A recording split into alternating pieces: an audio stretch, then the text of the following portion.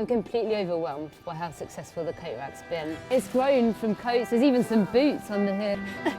Maybe not the most practical boots for sleeping on the street, are they?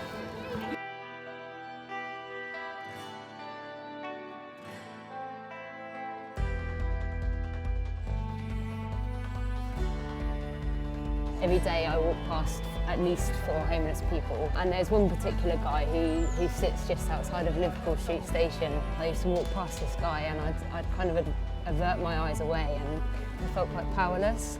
And then one day I was sat on the train and I thought, I'm just going to buy a coffee and a muffin and I'm going to take it to him. I started to stop on a regular basis. It was so much more simple than thinking I had to do something big. Acknowledging him as a human, acknowledging him as a person. 3 weeks ago, Faye spotted a post on social media about a coat exchange in Yorkshire and decided to set up one of her own.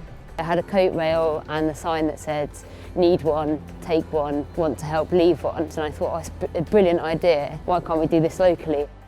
I think we're all born to do good things. I think love drives people. I think people are incredibly resourceful. When it matters, people really come together.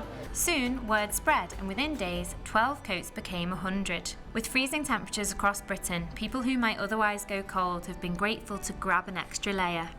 Kat and Lee have been living on the streets for months. We heard about the coat exchange last week. Good for the homeless. Last time I bought something decent to wear was a long time ago. Can't afford like decent clothing. Back in the day, I used to rob, but not anymore. Oh, it's putting it over me, because I'm freezing. We've been out on the streets too long. Winter's the hardest time of the year, yeah. When I became a paramedic, I was exposed to poverty that I had not experienced or seen before. I saw people in squalid conditions, just doing what they had to do to survive. Lee was homeless for over a year, so knows the impact that a seemingly small gesture of kindness can have. It's fantastic. So many people look at homeless and think it's their own fault, and 9 times out of 10 it isn't. When I was homeless, it could be so cold, it was freezing, and living rough on the streets, you get people shout at you and stuff like that, and it's just not pleasant. It's not your own fault, and you're trying to keep warm, and nobody wanting to help. And having stuff that people do now is fantastic, because there's so much more help out there now than there used to be.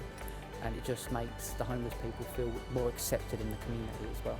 Today I feel very grateful, and I feel really warmed by people's stories that we've heard. Really that affirms what we're doing, and really that keeps spurring us on to do it more.